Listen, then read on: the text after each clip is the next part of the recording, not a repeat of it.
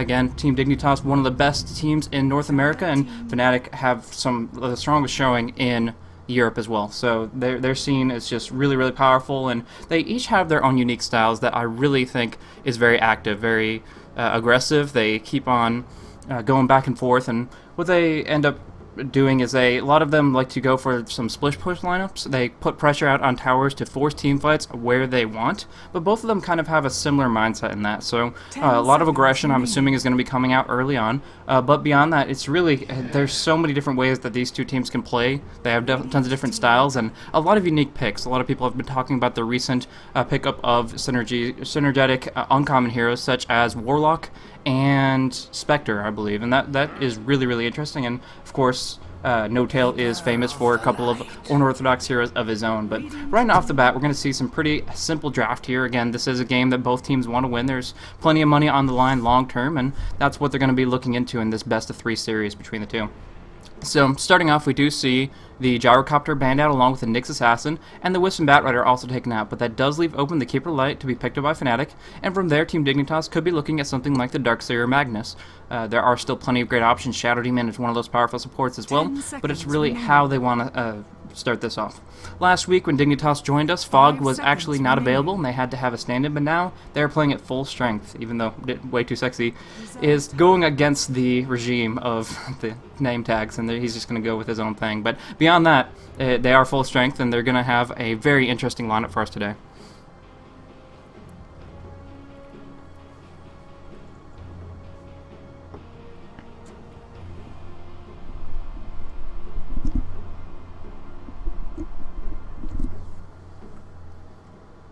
Alright, so what we're looking at here, I was making sure my mic is alright. If it has some static, then you guys should let me know in chat ASAP so I can deal with that. But it seems to be okay, according to my sources. So we'll go along with that, with assuming that everything is A-okay audio-wise. And again, if there are any issues, let's see. But for the meantime, we're looking at Team Dignitas kind of contemplating their next decision. They're up against the Keeper Light, one of those heroes that has such a potential to catapult the carry into the late game, whether giving him some free farming space by harassing with long-range flanking Illuminates, or going on through with blind... I'm not even going to talk about Keeper Light. It's a very common pickup, but what we see here is Visage and Warlock. That is insane potential that they just brought onto the field. Visage is one of those heroes that, when microed appropriately, his ultimate can be extremely effective for disables, for damage output, and on top of that, he's one of the best 3v3 tri-lane versus tri-lane heroes because of the damage output of Soul Assumption. He is able to just dish out tons of damage. Any damage received by his allies or his enemies will charge up those souls to just have a huge amounts of heavy mana cost, but heavy burst DPS coming out of the Soul Assumption. So that's going to be really awesome. And on top of that, a Warlock pick is such a powerful hero in a lot of different ways.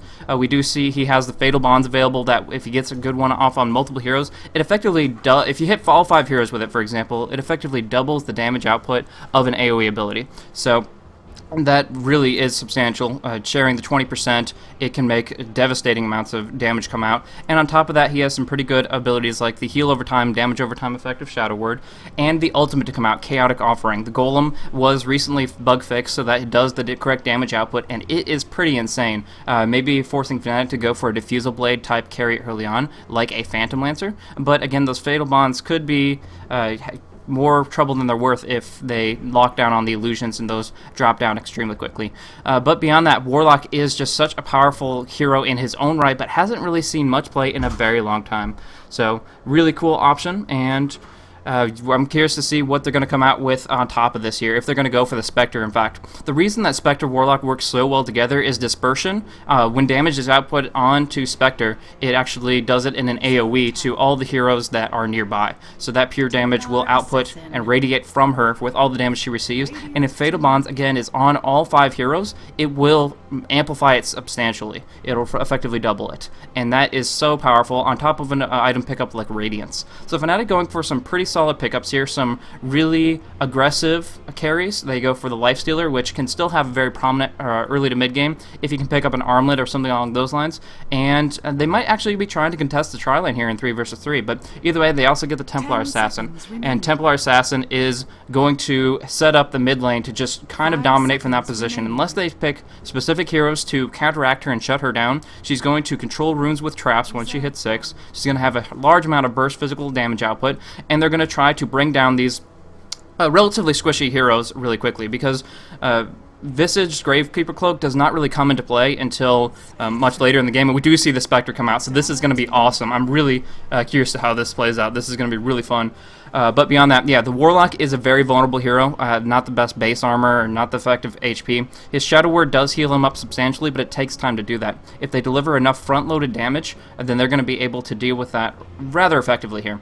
But the Spectre on top of the Warlock, man, that is such an interesting combo. It's actually one that I literally, when I transitioned into Dota 2, was one that I wanted to check out and play a couple times around, because if you look at it, the numbers are insane. Spectre takes 22% less damage, and that damage is instead given to every single opponent nearby. And if you look at apply that with Fatal Bonds, it's tons of damage going across, always going to have Soul Summoners up because of it, and if Spectre can get some amazing farm, she will be the uncontested late game carry. There is no doubt in my mind about that. So Fnatic's job here is going to try to make sure that's not going to happen. They're going to make sure that Spectre does not have a substantial enough GPM. If they shut down her experience, that's give or take whatever, she doesn't even have the best gains as far as stats go. It really comes down to the bonuses provided by the gold that she spends. So the big items is what she's going to be looking for. And wow, this is just a very, very unorthodox lineup that I'd say 2 weeks ago you'd be mad to see it in a pro game, but here we are, and that is going to be amazing.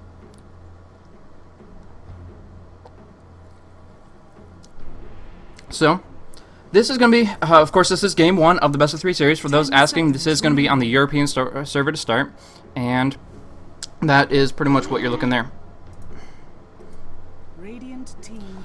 Beyond that, we do see the Darkseer ban come out, and coinciding with the Magnus and Enchantress taken off the board. If the Enchantress did come out for Team Dignitas, they would have such early game presence. It'd be completely ridiculous. Just so much damage output early game with the dominated neutrals that there's really no way to contest it. It'd just be an immense output that there's not too much that they could deal about, and they'd probably have to concede the bottom lane in that case. So with this ban, they're going to make sure that that's not going to be an option. They're not going to have that jungle going on through, so that they can feel safe to work around in other regards. One big weakness of Dignitas' lineup right now is they don't have that much disable. When the ultimates come online, the familiars have great disable. With the stone form, the Warlock has a chaotic offering that will actually pierce through Lifestealer's magic immunity. So it's a very powerful stun in an AoE. It's only 1 second, but it's such a large radius and range that he's going to be able to help his team do a lot in that short time period. Beyond that, they don't have that much as far as hard lockdown. They don't have a easy point-and-click stun that they can just throw down somewhere on a shorter cooldown than an ultimate. But they feel confident in this lineup. They've run it before, and I'm really, really interested in how this is going to work out for them.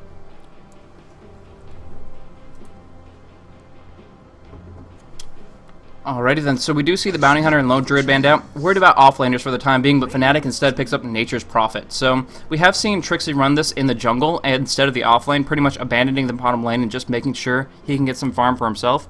And that'll work alright. But beyond that, they're in a really good position to keep the aggression rolling, keep pushing, and keep damage coming out so that they don't have to take the end game. With Illuminate and Nature's Call, those two together will be working out.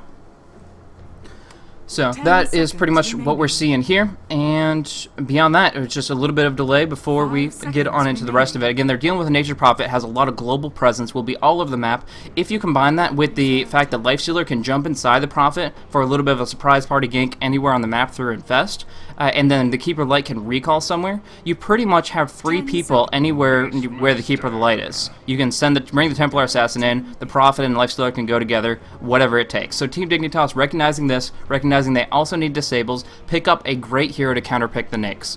The Lifestealer is going to go on through and have to deal with this Beastmaster's Boar, which will slow despite the magic immunity, and the ultimate, which will come on through and disable him for an extended period of time. That will rank up to a maximum of 4-second stun starting out at 3, but Primal Roar just a very powerful cooldown. I don't think they're going to benefit as much from the attack speed boost. Visage's familiars will initially, but then their damage falls off gradually. So honestly, I think the Warlock's Golem is probably the most auto-attack oriented thing based on attack speed. So Inner Beast not going to be the biggest player here, but having Vision of Call of the Wild to avoid ganks on the Spectre, having the slow to make sure Lifestealer can't stay on target, those things are going to be very crucial as time goes by. So, most likely, I'm not 100% certain on this, but Fnatic could be going for Keeper Light, Earthshaker, and Lifesteal on the top lane. Trixie on the Nature's Prophet can go into the jungle or the off lane, wherever he feels comfortable based on how the supports are roaming, and from there Templar Assassin will most definitely pick up the mid lane. So that's what I presume, and that's most likely what it's going to be. As far as Team Dignitas' lanes, I haven't seen Spectre ever leave the safe lane, so it would make it seem most applicable that Warlock, Visage, and Spectre would go bottom, but we have seen Warlocks off lane in the very distant past, and just try to survive that way, maxing out heal and stats. But from there, they do pick up the Rubik, which is a great hero for just lane presence in general. I presume that they're going to go for some big spell steals on the Illuminate for counter push coming out of Fly, and maybe even take a Fisher or Echo Slam out of the hands of the Earthshaker. So could be really, really interesting. But obviously we'll have to wait and see how these lanes play out. This is something that you generally don't see whatsoever. So these kind of heroes are very, very fresh in the metagame by far. It's not something, I mean, I think International 1 might be the last time that I saw Warlock Spectre combo. It's been so long.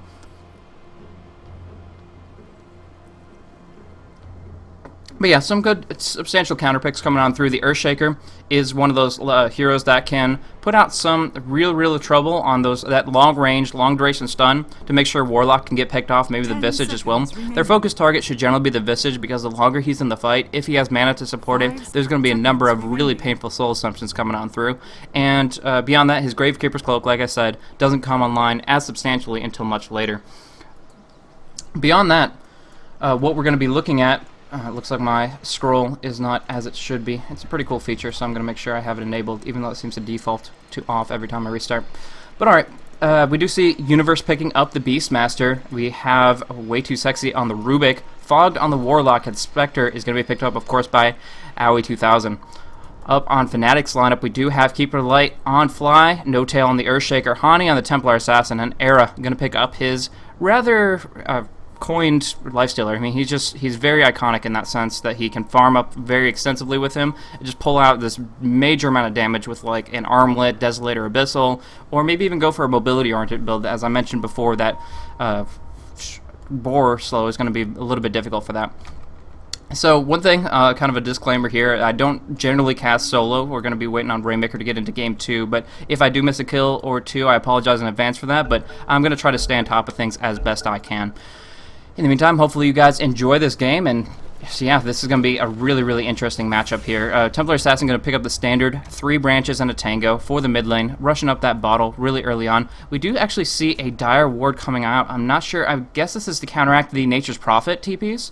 Oh shit, sorry, no, that is the Nature's Prophet doing it. Trixie, jumping on through, level 1 teleport right off the bat, is going to try to snipe a Courier. Look at the Dire Vision right here. He has plenty of vision underneath where the Courier would be walking right along by, can TP on effectively to this position here, get that auto attack before the, presumably, Rubik gets his bottle, but I'm not sure. Let's see, Way Too Sexy is going to be playing supportively here, leaving Fogged for the middle lane, I believe. He has plenty of base damage with the branches and the Null Tally, so Fogged going on the Warlock on mid lane is going to set them up where they can make sure he gets the experience he needs. The Chaotic Offering will be substantial, the Shadow Word will be able to dish out quite a bit early on, and he really needs those levels if he wants to be prevalent as a hero. In the meantime, just double checking the Roche, making sure, since they do have the Nature's Prophet, that that's not what they're looking for. Even a rank 1 Meld helps with that quite a bit. But beyond that, yeah, it looks like Universe will be gradually making his way up towards the top lane with Fogged in the middle, and that means that Tides of Time on the Visage, Aoi 2000 will take up the bottom lane alongside Way Too Sexy. So that'll work out pretty well for them. Like I said, they're not really contesting too much for the time being. Looks like Trixie is just going to be heading out to probably Cliff Farm. Most likely. I mean, he could technically try to survive on the bottom lane, but he doesn't have those Trents to pull the waves, and so he's mostly just going to focus on getting that early Midas through his Clarities and things along those lines. Has to use his TP because he doesn't have the Trents to farm up for the time being. Era going for surprisingly standard build these days. Lifestealer picking up the Snout Shield and Quelling Blade is not a thing you see on most heroes, but with a little bit of extra bonus damage, even a slight amount with Feast, it seems to be sufficient that he can last hit very effectively, and he's not going to be contested on this lane, and he knows it. This Dire Ward coming out will guarantee that they have full understanding of anybody on the lane, and they're going to be able to deal with that accordingly. And it looks like it is going to be Warlock versus Hani on the mid lane here. So Fog is going to be able to dish out a lot of damage over time with that Shadow Word onto the Templar Assassin's Refraction, not having to worry about that too much. But I mentioned before that Warlock doesn't have too much as far as base armor goes. Has an armor of 3, has an agi scaling of only 1.0. It's actually pretty miserable. So long term, when Templar Assassin maxes out that build, Warlock is going to have to deal with that really, really painfully.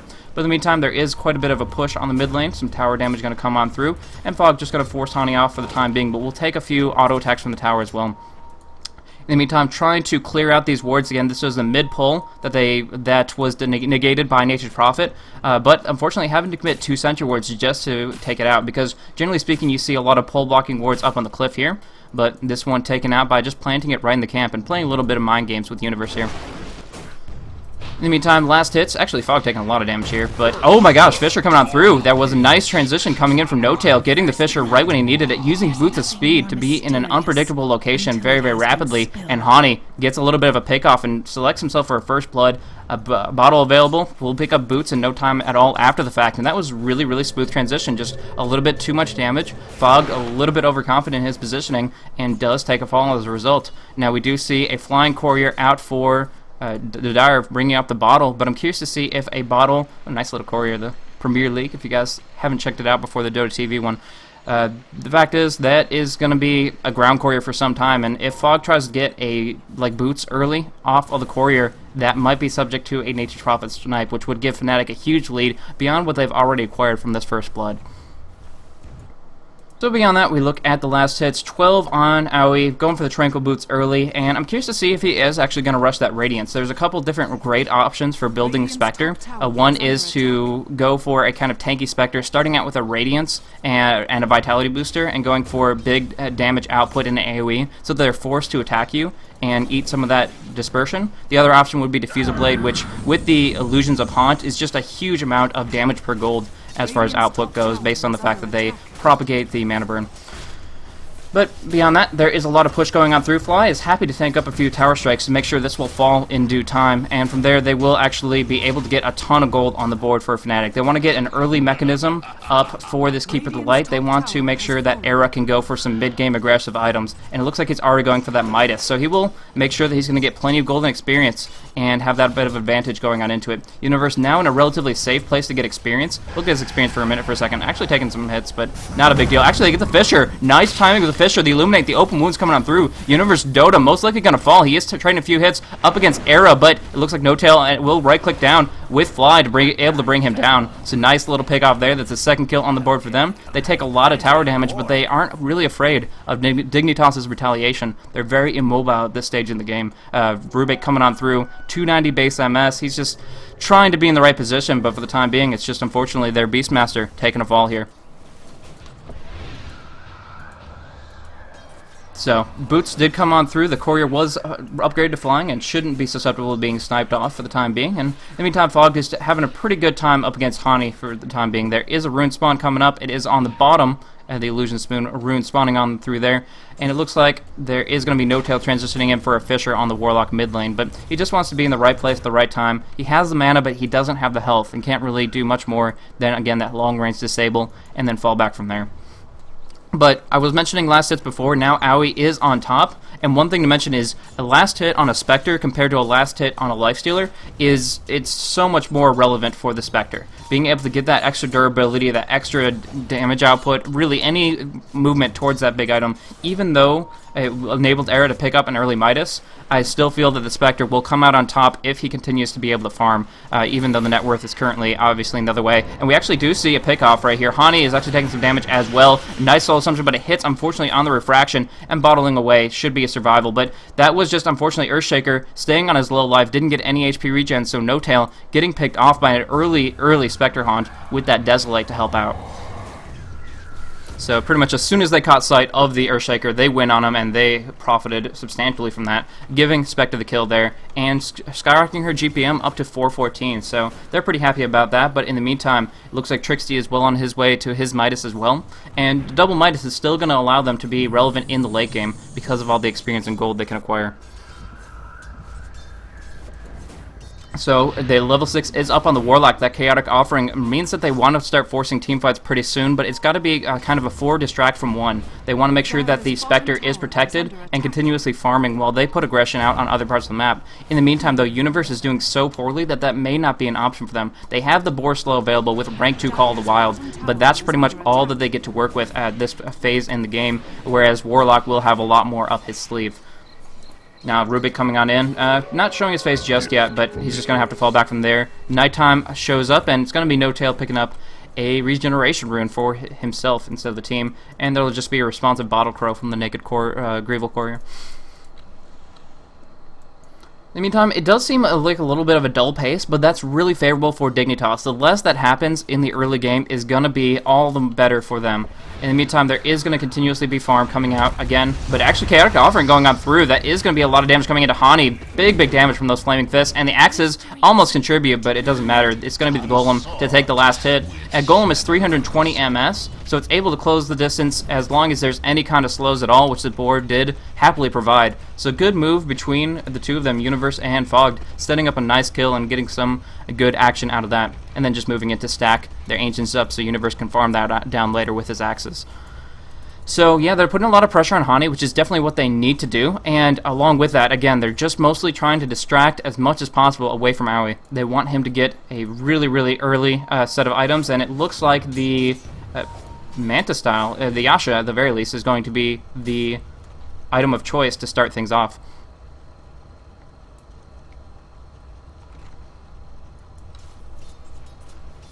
Beyond that, it looks like the Warlock is going to pick up the Mechanism. Notice he gets so much more farm than this Visage, who has been mostly roaming on around and doing some stack pulling, and Tides is just not going to be able to support it early enough in the game compared to this Warlock, who just wants to survive throughout the fight. With combining Fatal Bonds, Shadow Word, and his Chaotic Offering, the Golem specifically, is going to make it so that they have a huge advantage the longer the fight goes on. They're going to make sure that they can survive as best as possible, and the Mechanism is the best course of action to do that. So yeah, Aoi is definitely going for that Yasha, and the mech will be out in relatively simple time period for Fogged. In the meantime, back to last hits, we do see Era keeping up pace with that Spectre, 52 to 54, but they got to start making things happen. Even the double Midas, I don't feel is enough unless they get like the fastest sheepstick in the world up against Trixie, or on Trixie, up against Aoi. So they do get the Buckler up, and they might want to try to do a little bit of pushing with that, but they are, again, willing to turtle it up for the time being. The Earthshaker pickup makes it very difficult to siege down towers as they can be pulled out of position so easily, and now Hani has this haste rune where he can go and play extremely aggressively the second that he finds somebody a little bit out of position, and popping off some traps, putting out some damage, and he already has a couple available in the mid lane here to refresh back to back. So, really good positioning here. They're ready with No Tail. They want to make something happen here, and only Rubik to help out Fog for the time being while this ulti is on cooldown. So this could be a pretty substantial exchange, but it's really, they're just waiting for the right opportunity. In the meantime, stacks go through for the Dire, but not for the Radiant just yet. They have the Hawk, but they don't have anybody covering up the... Actually, nice Sentry Ward, picking off the bird just a little bit, but not going to get the kill in the end. Beyond that, well, it's pretty much just shooting up net worth. The Prophet is going to be skyrocketing up now that he has his Midas finished, moving in for a Bassi for some tower pushing, maybe a Roshan relatively soon. Again, that is something they can easily do with some early points in Meld and Nature's Call, as well as the Basilius that's now been picked up. So that's probably something they'll be looking at within 20 minutes. But Hani getting roared up and too much damage coming on out. Even with the Fisher going out through, it's just too much. Gonna get dropped down, and Nature Prophet was taking quite a bit of damage too. Aoi trying to finish him off, does get it. The Desolate's so effective if the allies don't have anywhere nearby to run to, anyone nearby to run to. So in the meantime, Spectre will practically dive Fnatic base and get that kill really early on. As vulnerable as she can be if you don't have the retaliation for it, it's so effective to just get those solo pickoffs as he did right there. Getting tons of movement speed out of his Spectral Dagger, out of his Yasha and Tranquil. So it's really hard to avoid him, and he's going to be able to stay on target because of it.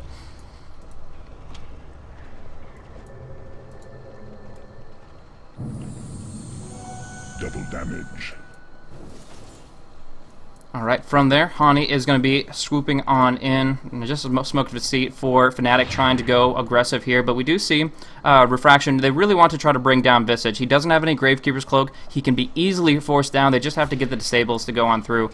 DD on Airshaker not really going to contribute too much to that, but in the meantime, I really like this transition from Fly. Going on through with a rank 3 Illuminate will shut down this forthcoming push, despite the Buckler allowing the creeps to tank up the tower a bit. Everything dropped down really quickly. The Siege creep will be forfeit shortly after, and there's not too much they can do. They're wasting their time here because the Keeper Light can pretty much continuously just spam these cooldowns out and be very effective in that sense, but also, these Sentry Wards going to be able to negate this Observer pretty much immediately. But nice Fissure coming out in Universe. They don't really have enough follow-up, unfortunately, for them. The Wrath of Nature coming out through. He is down to 200 HP, going to try to TP out, and will be successful with the Fissure on CD. So that was rather effective for them. And in the meantime, it just seems like Hani will continue to try to put that pressure out, unable to finish off these Familiars down on bottom. So looking back, we did see on the gold per minute, it's still going to be Era on top of things. But again, AoE 2000, late game Spectre. If he reaches about the 30-minute mark, it's going to be very, very difficult to shut him down. In the meantime, we do see Trixie picking up a little bit of Boots action. He's going to go for a teleport with that Infest. Looking for some big burst damage through the Lifestealer and Trixie combined together. They have a couple smokes up in the jungle, so even the Familiars can't scout them out. And they're raring to go. Down on bottom, there goes the Infest. They want to gank up Aoi. They get the stun. Big Illuminate charging. They actually, he does jump, but I think he still got hit by the Illuminate. Either way, he is on the run. 4 HP, and the Stoneforms come out to keep him alive. Is he really going to keep out of this? The traps go on through. Tides Dota willing to sacrifice himself if necessary for this last tiny bit of HP of Aoi. Tranquil bootsing up, and he will survive. Perfect timed Stoneforms coming out of Tides Dota, keeping his ally alive, and that was exactly what they needed to do. 4 friggin' HP, people. 4-man shield at work, you can know it. But beyond that, they do take the tier 1 tower, but keeping the Spectre alive and farming is their name of the game for the time being. Armlet going to come out on Lifestealer in no time at all. Era farming up very aggressively with that. Actually, pretty much just needs the recipe. He actually already has a little bit of gold in the bank to work towards that. Beyond that, I'm kind of curious about the Treads pickup on TA. The attack speed is not really, in my opinion, is a little bit negligible. I mean, the Agi is beneficial, and it allows you to do more with your bottle as far as spamming out abilities, because you can Tread swap to Intellect. But beyond that, it doesn't really allow you to close the distance as the TA generally wants to, as she's very, very oriented around mobility, and the fact that her side blades are only rank 1 isn't helping anything along those lines. In the meantime, though, the fruitless push will continue on the mid lane here, but it's kind of a little bit of a delay to try to get stacks rolling in, again, to keep that Spectre farming. I mentioned that over and over and over again because that's really their entire mindset, that all they need to do is distract, and they were successful to this point. Still 0 deaths on Aoi, and he is almost on the top of the CS chart, just a little bit behind Era, but we'll have to see. Going for the Manta style early on will give plenty of base stats to the illusions that come out from the Haunt, as well as making sure that Spectre has some good survivability. You can actually Manta, I believe, out of the open wounds. You can definitely out of the blinding light.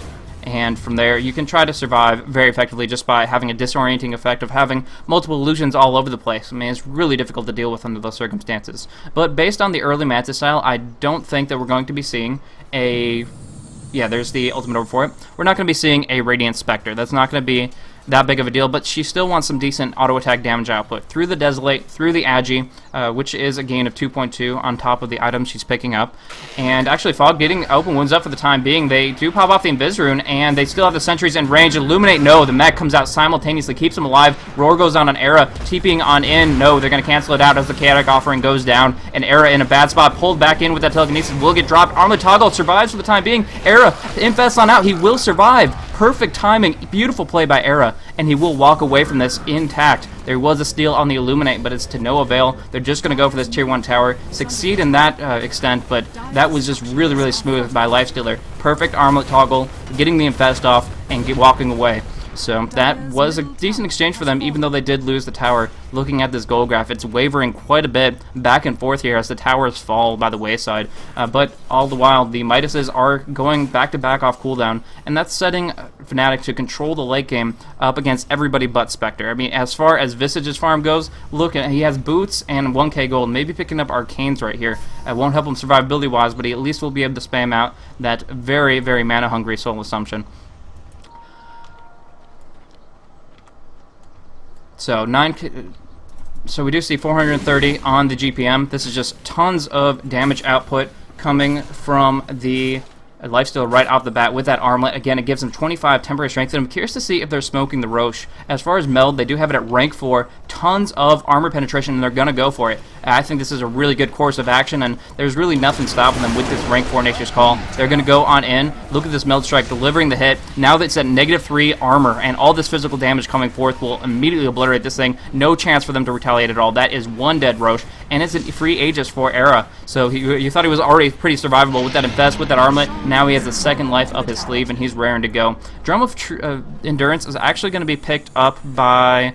I'm not seeing it for some reason. There it goes. Templar Assassin actually picking up a more support-oriented build. I talked about needing mobility, and although the phase boots would have been pretty nice, having the survivability by combining the drum and the treads will keep Tahani alive in those circumstances where Spectre's doing tons of damage throughout the team fight when you try to burst her down. So nice, interesting build by Hani, and it's going to allow him to stay mobile and stay active. Haste and double damage available for him, and they actually are looking to go in. Era already on Universe, so much damage. The Wrath of Nature helping out with that quite a bit. Tides of Dota has that nuke down, but it's not fast enough. Double damage, Meld Strike going on through, and Hani's just going to walk under the towers, no problem at all. So they can take down this Tier 1 and actually probably push for Tier 2. The buyback comes out for Beastmaster. Didn't get a chance to use his Roar. The Universe TPing back on him, but too much damage. Oh my gosh, way too sexy, very low, but Hani's going to be the one to take a fall. Roared underneath the tower, and also Earthshaker falling by the wayside. So really good retaliation there, not even forcing the Spectre ulti just yet. And so they were able to stay on top of that. Very much needed in that circumstance.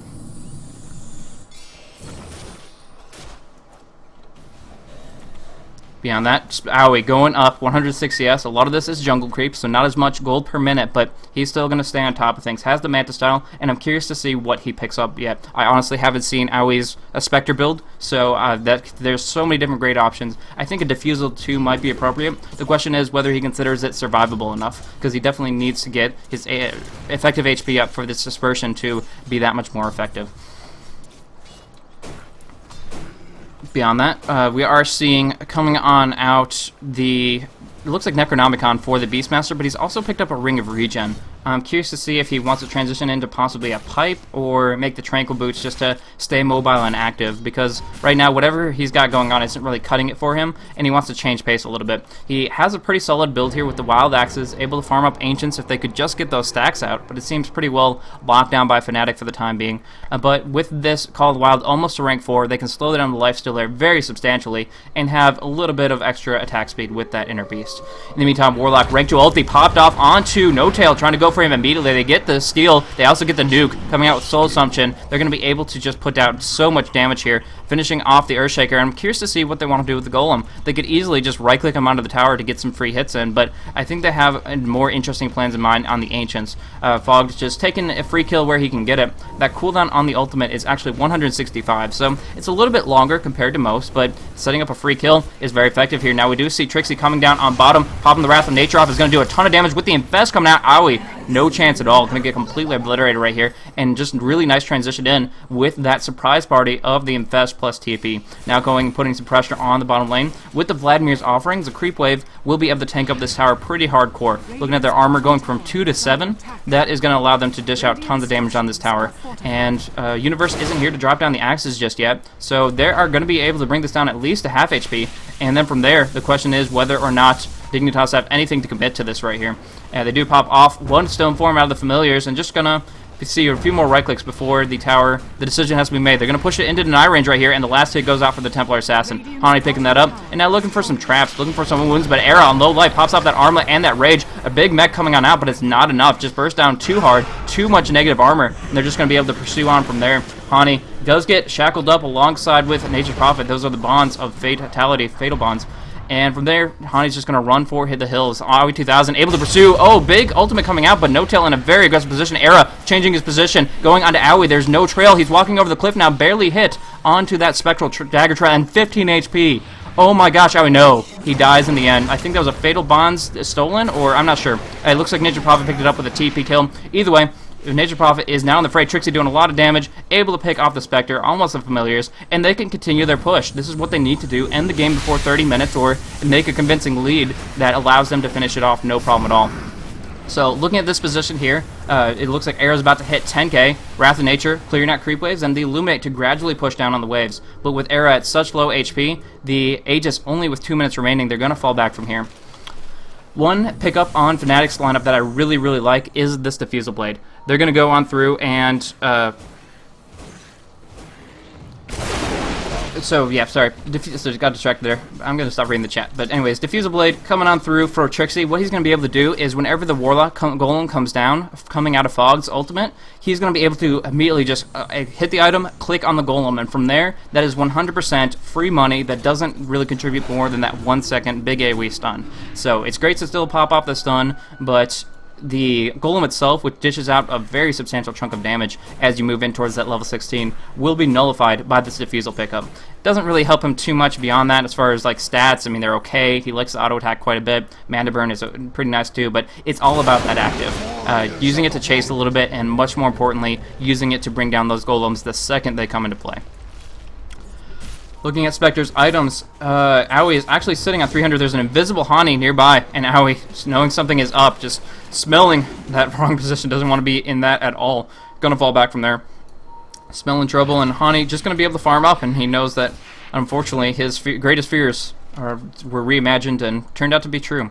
So he's just gonna transition in towards the mid lane, and I don't know what he wants to go for from this position on. Again, he does have some nice stats coming out of this Manta style. A Diffusal Blade could work with that pretty effectively, but the question is whether or not he wants to go for tank or damage. Generally speaking, you want a tank Spectre to be very durable because he can disperse and because that Fatal Bonds will propagate in that AoE. But of course, the Haunt is such a great cooldown that if you can propagate some good damage items like Diffusal Blade on out to it, you can really make something big happen there. So Heart or Diffusal are the two in my mind, but there's a lot of ways to build this guy, and we'll see what Aoi has up his sleeve. As he's one of those more unorthodox carry players, picking up, he was one of the first individuals back in a previous era to pick up Midas on Broodmother. I know the Chinese scene always does stuff first, but as far as the Western scene, he adopted that very, very quickly, and from there, he was very, very proactive in trying to make sure he gets an aggressive high GPM output and using it for a very carry-oriented mindset. So here, Spectre kind of pioneered in this era, definitely by Dignitas. They definitely don't see that every other day. So Spectre coming on through, and I'm really... there's half of me that just wants it to win so we could see some fresh meta, but the metagame in Dota 2 is already so very active. You can see so many different heroes. You see every team has their different way of doing things. You have Roches at level 1, you have really aggressive gank lineups, farm lineups, whatever you really floats your boat. Dota 2 is a very substantial game in that regard, and we'll just see how the trends shift from here. In the meantime, Era picking up 11k on the Lifestealer. We do see 10k as well on the Nature's Prophet. Gonna go on through, actually, Initiation coming on to Era. They get the Roar off for the time being, so he won't be able to TP out during that Rage. Instead, they're slowing him down. Spectre comes on through, gets the Spectral Dagger, but they do pop off the Infest. Nice Echo Slam, but it's only a bit of damage accompanied with that Illuminate, and instead it's gonna be the fall of all three heroes here. Stolen, it's not really the best Echo Slam of his life, but, you know, why not pop it off? Commit a little mana to that, and now Hani will have to run for the hills. Trixie as well, TPing on out before the Stormform goes on through, and yeah, that's going to be the tier 1 tower drop down immediately. So Arrow was in a position where he just got ganked up a little bit too much. A very mobile team with this Force Staff, instead of an Aghanim Scepter, which also increases the range but reduces the cooldown, instead going for this Force Staff, which allows him to jump forward, pop off that ulti, and then from there they're able to just lock him down pretty hardcore. Golem helps push, and they go for whatever they need. So, taking a little bit of a commanding lead, even though it's only been 12 to 8, their map control that they've gained is rather substantial. It looks like Hani is going to be jumping around into the enemy's jungle for the time being behind enemy lines, but he's going to be able to pick up a Manta style with relatively good timing as well, I presume. Not going for a standard BKB Blink type Spectre. We're going to see more out of the fact that he knows he's going to be pierced on through magic immunity-wise by this Beastmaster, by the Warlock Golem, and just wants to survive and dish out damage in the meantime. So not too much to report beyond that. The Roche will be respawning in just over a minute. The Aegis Immortal not really helping out Era too much here, but it looks like he wants to go for a Desolator, and I completely agree with that pickup. Synergizing negative armor on top of TA's Meld Strike, -8 there, -6 from the Dezo. That is going to make it so that intellect-based heroes, like again, Warlock with his very, very poor agi, is going to be dropped down to almost no armor, almost no physical mitigation. It's going to be very difficult for him, and it's actually going to see heroes like Way Too Sexy actually in the negatives, which will amplify the physical damage output. So that's going to be very substantial there. Either way, No Tail going to be roared up for the time being. Really, really nice awareness of their position there. They had the Observer ward up, using that very effectively. Era going to be finding out. Way Too Sexy not going to get down out of that one. Spectre pops off the Haunt, maybe to a waste. Is he going to initiate with it? Instead, just dishing out some damage on Hani, saying, get out of my jungle, this is my place to farm. And he really can't do too much without detection. But here, yeah, does actually get some damage output here, but Meld Strike is always available, so I think this is just going to be a very prolonged Wild Goose Chase if Aoi even wants to take that bait. Actually, Nature's Prophet coming on through. He has Infested, Lifesteal inside. The TP comes on through. They don't have it disabled, but they have so much damage. Oh my gosh. Era with that big auto attack from the Armlet and the Meld Strike simultaneously. There's just too much output. It does look like the Visage was able to TP out to safety with the help of his familiars to an extent, but it really, really cost them. Losing the Spectre at that stage was very unfortunate for them, and that allows, with the Haunt especially on cooldown, they're going to be able to take this Roche once more. So coordinating for that, they know the timing, and they're going to walk on into it and just push out the wave to make sure their towers are safe in the meantime.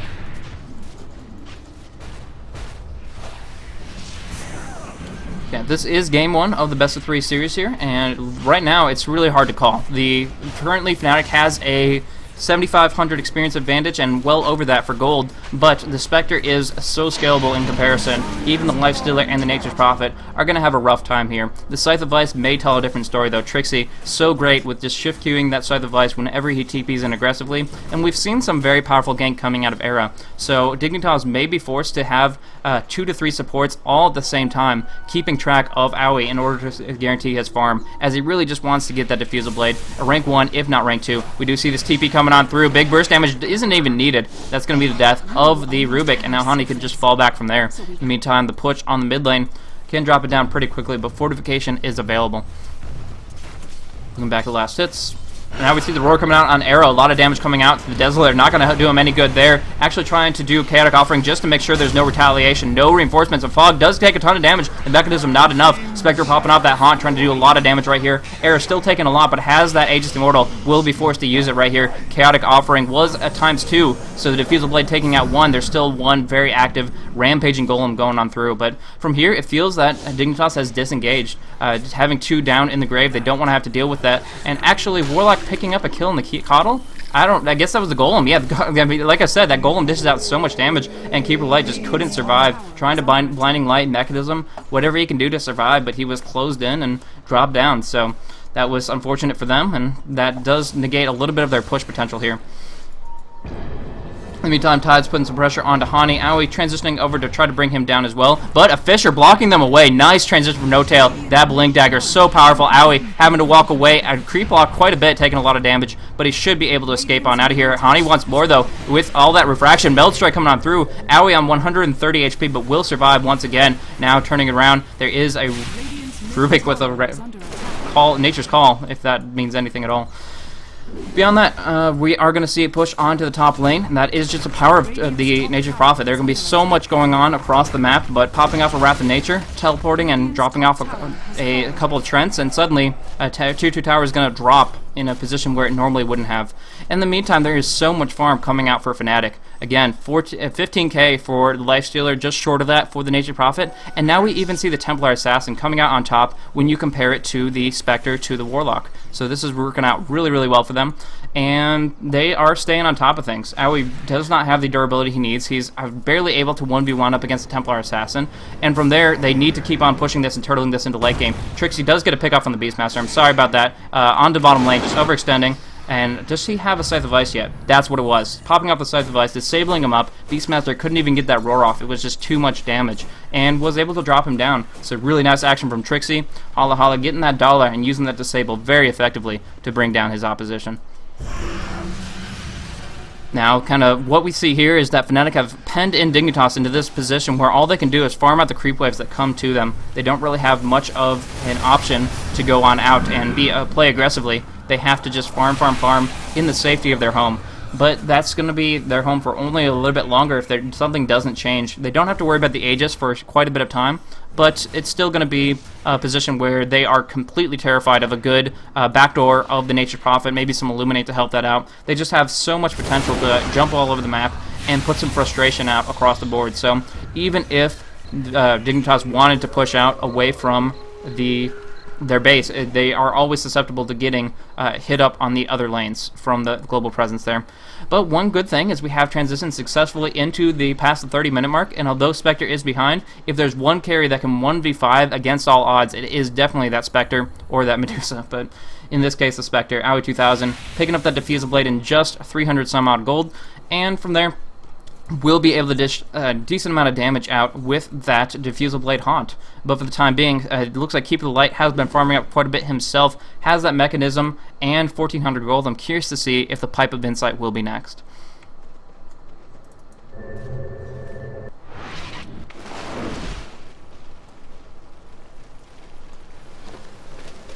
Alright, so we do... Nope, just canceling it out. Trixie's not going to have too much going on from that. And it's going to be a little bit dull for the next few minutes, unfortunately. As far as the action goes, the farming will still be relentless. Everybody is on edge, and the tension is high, but I honestly don't feel that too much action is going to break out. Actually, as I say that, Universe walking out into the enemy jungle, taking 3, and just getting dropped down immediately. Hani getting hit up by the goal, and the Sheepstick does come out onto Fog. Hani telekinesis up for the time being. Too much damage coming forth. Has that meld, might have to use it. Now the Blinding Light. Dignitas, or sorry, Aoi really wants to close in the distance on Hani, and bam! That Soul Assumption came out, but unfortunately, so did the Refraction, keeping alive. Now, No Tail in a really terrible spot, will be right-clicked on down. In the meantime, we do see a melded Rubik chilling out for the time being, and looking for his opportunity to do some big damage, but instead get bursted down by Era. Nice disables coming on through, but Rubik just no. Melding again, no detection. Aoi going head-to-head with the Lifestealer, coming out on top, but Hani turning it around in the end. Nice damage, Hani. Triple kill. Just so much physical damage output right there with that the Refraction and with the Meld Strike, using it perfectly and coming back on into it. Unfortunately for them, yeah, it was very, very effective. I mean, it was cleaning it up. Dignitas just dropped down hardcore. Buyback was expended on the Nature's Prophet, but that's very, very little cost for what they were able to accomplish there. And now they're going to push in and take these mid-racks, no trouble at all. The axes will help just a little bit, but they're even going to possibly recall. Yeah, recalling in Era. And you're like, okay, so, oh, no, oh my gosh, no, they should have changed it around. Oh well. Yeah, the last second they tried to change it, bring in Earthshaker with the infested Nakes inside, but one way or another they do bring in at least their Lifestealer. Now Fog getting bursted down too hard, out of position, and the Roar not going to be able to help enough in this situation, and it's just going to be too much. The melee mid-racks will fall and give a huge advantage to Fnatic right here. The momentum will definitely continue to shift. They won't get the gold they need, and we actually see another engagement on Tides of Time with that Fisher from No Tail setting it up. They're just going out to try to do what they can, a little bit of counter push, and they called a good game. Despite having the Spectre 32 minutes, they know that he is not tanky enough to survive this. Instead, they're just going to have to watch their base fall by the wayside, and good game has been called.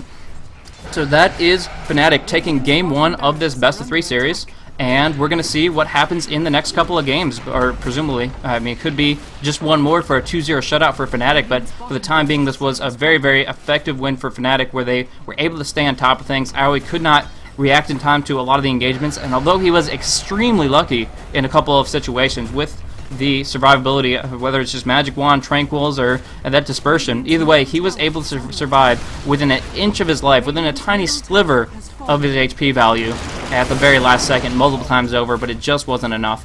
Instead, the game is going to go on through. We see the advantage just completely coming to a crash down on Dignitas, so they are going to take a fall here. It's going to go game 1 in favor of Fnatic. Thank you guys so much for tuning in to this Premier League presentation. I'm Blaze, and happy to be able to bring it to you.